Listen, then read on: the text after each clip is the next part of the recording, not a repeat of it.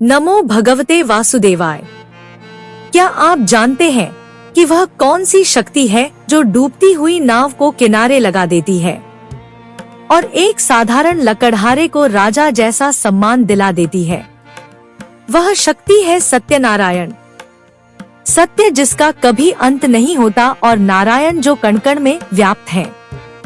जब हम सत्यनारायण की कथा सुनते हैं तो हम किसी बाहरी ईश्वर को नहीं बल्कि स्वयं के भीतर छिपे उस सत्य को जगा रहे होते हैं जो केवल शुद्ध भाव की भाषा समझता है। कई भक्त पूछते हैं कि घर में कथा करवाने या इसे सुनने से फल कैसे मिलता है। शास्त्र कहते हैं कि जैसे ही आपके घर में शंख की ध्वनि के साथ सत्यनारायण की कथा शुरू होती है, वहाँ की नकारात्मक ऊर्जा और कलह उसी क्षण शांत होने लगते हैं। जो भक्त पूरी श्रद्धा से इसे सुनता है, उसके पितृ तृप्त हो जाते हैं और आने वाली पीढ़ियों के मार्ग की बाधाएं दूर हो जाती हैं। यह कथा आपके मन की मैल को धोकर आपकी इच्छा शक्ति को इतना प्रबल कर देती है कि जीवन के असंभव कार्य भी सुगम हो जाते हैं। आज की यह दिव्य गाथा आपके जीवन का सबसे महत्वपूर्ण मोड़ साबित हो सकती है। जो लोग बरसों से दुखों के अंधेरे में भटक रहे हैं, वे आज इस कथा को इसके अंतिम शब्द तक सुनकर ही जाएं, क्योंकि अधूरा ज्ञान मन को भटकाता है। लेकिन जब सत्य की यह वाणी आपके कानों में पूरी उतरती है, तो साक्षात नारायण की कृपा का द्वार खुल जाता है। इस अलौकिक यात्रा की शुरुआत एक ऐसी व्याकुलता से होती है जिसे हम सब महसूस करते हैं। देवर्षि नारद ने जब मृत्युलोक में इंसानों को तड़पते देखा, तो उन्होंने भगवान विष्णु से उनके दुखों का हल पूछा। तब प्रभु मंद मंद मुस्कुराए और बोले, हे नारद, कलयुग के दुखों का केवल एक ही काट है और वह है सत्य का व्रत।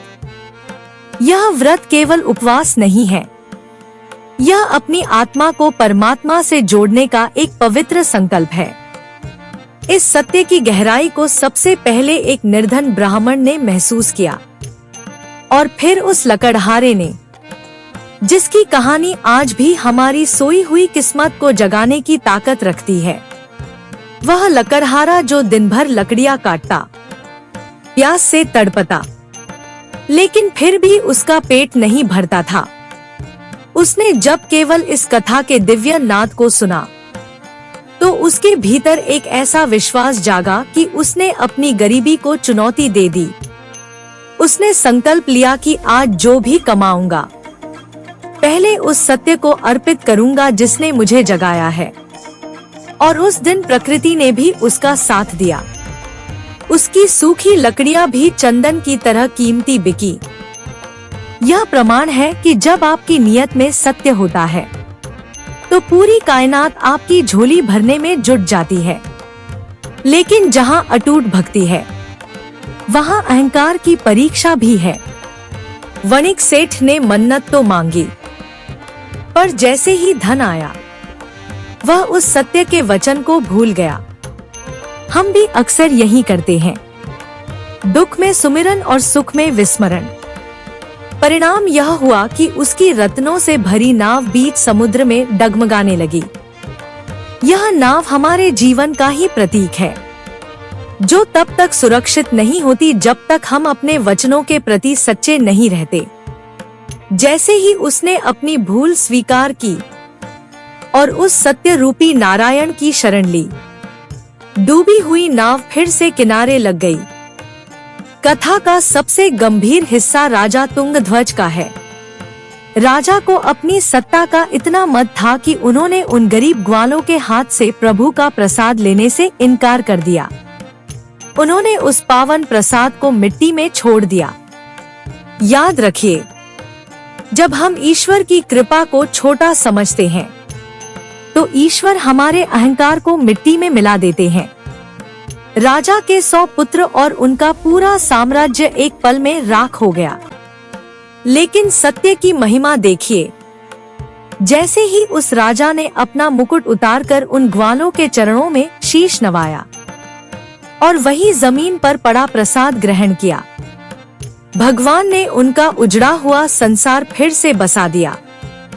सत्यनारायण की इस कथा को पूर्ण सुनने के लाभ वे ही जानते हैं जिन्होंने इसे जिया है, जो बिना रुके इस पूरी धारा को अपने भीतर उतरने देता है। उसके अटके हुए काम अचानक गति पकड़ने लगते हैं। घर की दरिद्रता, अशांति और मन का अवसाद हमेशा के लिए विदा हो जाते हैं। सत्य ही ईश्वर है और जो इस गाथा के अंत तक बने रहे हैं। समझ लीजिए कि नारायण की उस अलौकिक ज्योति ने आपके जीवन में प्रवेश कर लिया है। अब बस इस सत्य को अपने आचरण में उतारें और देखें कि कैसे आपकी जिंदगी खुशियों के सागर में तब्दील हो जाती है। बोलिए सत्यनारायण भगवान की जय।